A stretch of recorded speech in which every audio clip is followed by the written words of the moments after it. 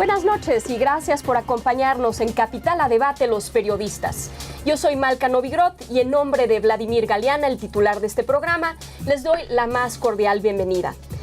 Hoy nos acompañan, tengo el privilegio que me acompañe, Israel Mendoza, editor general de Capital México. Hola, muchísimas gracias por estar con nosotros. Gracias a ti. Y a mi izquierda, un abogado privilegiado que siempre nos da mucho gusto tenerlo en este programa. Muchas gracias. Carlos Javier, muchas gracias. El honor es mío, gracias. Gonzalo. Y también estás en Radio Fórmula como analista político. Periódico Financiero, así es. Maravilloso. Pues vamos a tener una discusión increíble de muchos temas muy controversiales. Y empezamos con el primero. Estos gobernadores, exgobernadores que están involucrados en escándalos de corrupción.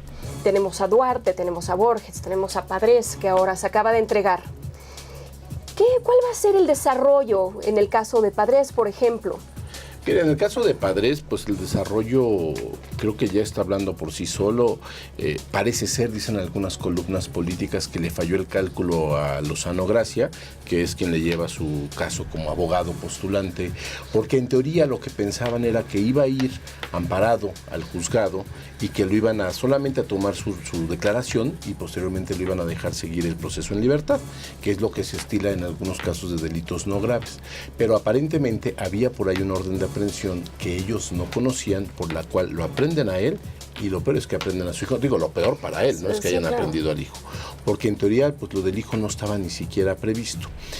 ¿Qué va a pasar con Padres? No lo sé, pero yo sí creo que existe en el hecho de que te aprendan a uno de tus hijos una presión muy importante para que tú negocies algo, lo que sea.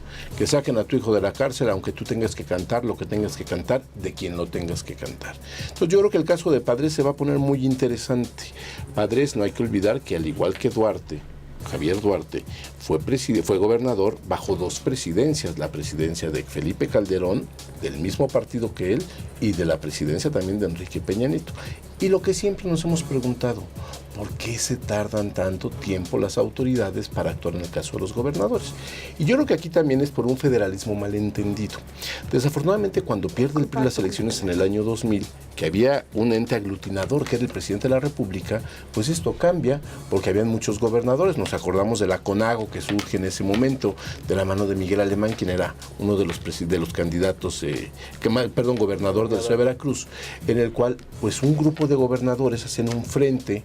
No fue francamente un frente opositor, pero sí fue un frente para hacer un contrapeso a los poderes de un presidencialismo que estaba en extinción con Vicente Fox. Entonces, este federalismo malentendido, lo que quisieron entender muchos de estos gobernadores del PRI, es que como ya no tenían jefe político que tuviera autoridad presupuestal, moral, jurídica sobre ellos eran dueños y señores de sus fondos. Y estamos viendo las consecuencias. Ya tenían de por sí ese carácter en cierta manera, hacían lo que querían, simplemente también las leyes, otra vez hablamos de las leyes en este programa, ¿no?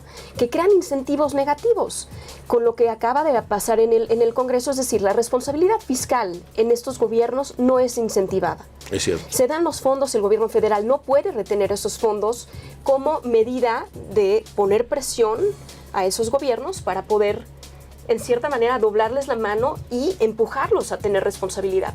Ahora, en el caso de Padres, ¿habrá un pacto político para algo consensado? No, más que nada ahorita es la cacería por la corrupción, ¿no? O la cacería anticorrupción que se ha manejado. Todos los partidos ahorita abanderaron la causa de la corrupción y entonces están luchando entre ellos por ver quién es el más o el menos corrupto. De ahí es que se hacen las detenciones, de ahí es que se hacen las investigaciones y ahorita lo utilizan como bandera política, bandera electoral y bandera de yo soy el menos corrupto, tú eres el más corrupto. Sí, pero de lo dicho lo hecho hay mucho trecho, porque... Sí, pero esa es la discusión de ellos. Claro, hacia allá van a utilizar el discurso anticorrupción como bandera política. Pero fíjate que hay una incongruencia. Si tú ves, por ejemplo, en el PEF, los recursos que al final los diputados me lo hicieron ahí un arreglo de qué se le dio al Sistema Nacional Anticorrupción, pues lo que se le había dado a este nuevo Sistema Nacional Anticorrupción y toda esta bandera parece ser más una narrativa común entre los partidos que los hechos no están avalando. Porque a la vez el Congreso aprobó esta medida porque no se puedan tocar estas aportaciones que se le dan a los estados. Entonces, ¿no hay una contradicción entre, o sea, por un tiempo tratar de simplemente abatir la impunidad, sobre todo de estas grandes figuras, pero del otro lado como que es mucha demagogia, ¿no? Sí, yo te voy a decir una cosa, tienes toda la razón en lo que es con respecto a la baja en el presupuesto, pero también hay que reconocer que ante la sociedad existe una baja en la calificación moral que le estamos dando a este nuevo sistema anticorrupción, y el caso más emblemático es el de Ricardo Anaya, que resulta que si bien es cierto el 3 de 3 y estas cosas del IMCO son iniciativas de la sociedad civil, la realidad es que tuvo que salir el propio organismo independiente, el IMCO, a decir que la 3 de 3 de Anaya estaba bien hecha en términos de determinados parámetros. Yo creo que es hasta ahí a donde la gente entiende y a donde la gente va a escuchar. La explicación de por qué los demás parámetros y los demás ingresos no se contabilizaron, a la gente no le interesan ya. Es una de las primeras actuaciones de esta nueva cultura anticorrupción que es fallida. Y entonces aquí lo que pasa es que independientemente de los recursos, si no hay una credibilidad de cara a la sociedad, aunque lo quieran utilizar, como dices tú, y estoy de acuerdo contigo, con fines electorales, yo no creo que la sociedad esté ya tan satisfecha. Pero hay una contradicción, porque tenemos un Duarte que todavía no sabemos dónde está. ¿Y quién es, por ejemplo, si nosotros vemos a nivel muy micro, incluso en las secretarías, por ejemplo, o en las diferentes instancias de gobierno, ¿a quién se agarra con estas medidas de anticorrupción? Verdaderamente a los pocos que hacen alguna falta administrativa muy pequeña y no se está agarrando a las redes grandes, ¿no? A los grandes corruptos. Yo creo que eso también te habla de una serie de complicidades que evidentemente existen a nivel de todos los gobiernos y de todos los partidos.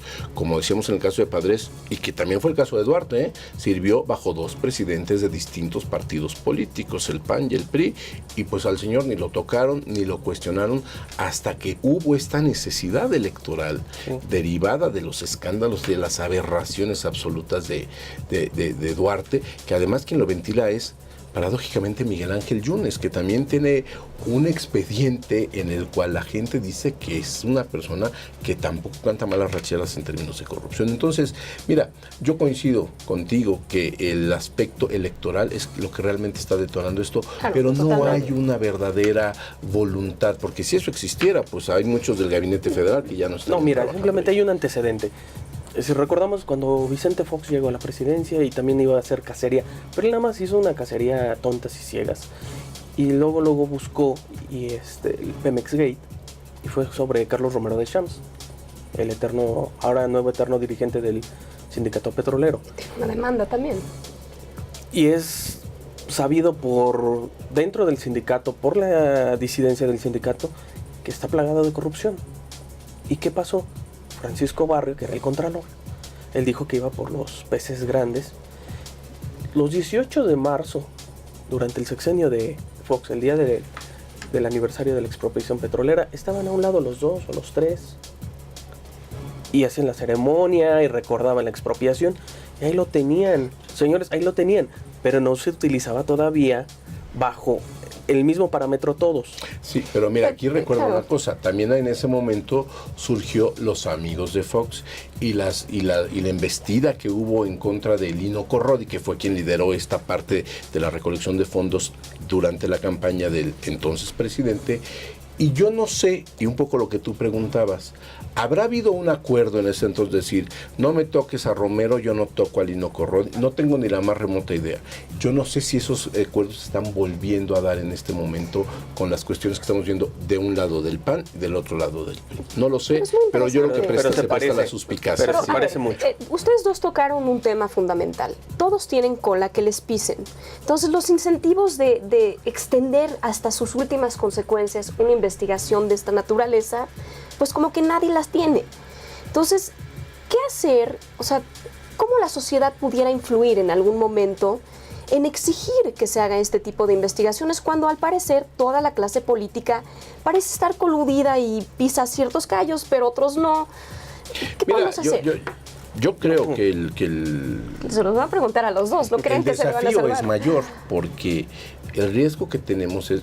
México ya no cree en la clase política, como ya no se cree en la clase política en ninguna parte del mundo. Pero la prueba la tenemos, claro, y la prueba la tenemos en lo que acaba de pasar en Estados Unidos, ¿eh?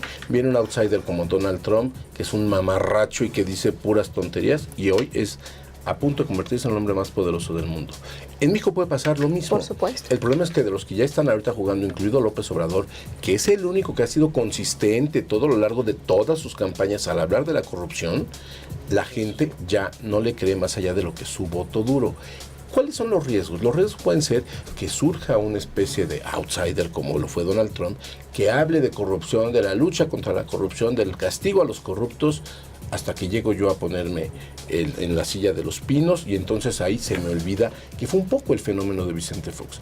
¿Cómo lo puede hacer la sociedad? Yo siempre he pensado que la sociedad civil lo que tiene que hacer es empoderarse poco a poco de nuestra parcela de poder. Nuestra parcela de poder, ¿dónde está? Está en la sociedad de alumnos de las escuelas, está en el comité de condóminos de nuestro edificio, en la lucha por el parque de nuestra colonia, en la escuela de nuestros hijos, los padres de familia. Yo creo que si el mexicano es capaz de aprender a ejercer el poder poco a poco y se da cuenta que el ejercicio del poder no se regala, sino que se le da a aquel a quien tú confías, podríamos llegar a cambiar y estarnos como un contrapeso, que estoy consciente que es algo que va a llevar muchos años en que esto pueda No, pero no darse. solo eso, tienes dos fuerzas que están un poco en contraposición, que son una, que las personas tienen que salir a trabajar, toma Claro. mucho tiempo empoderar a estas personas y hay mucha apatía, digámoslo de esa manera también, ¿no? Más las leyes parecen no incentivar toda esta acción, están tan enredadas que llega un punto en donde si esposan una causa, se quedan en esa causa y ya no sigue la bola rodando. Pero también creo que hay otra cosa. En muchos países también tiene que haber una cúpula que se comprometa a abolir la corrupción. Mira.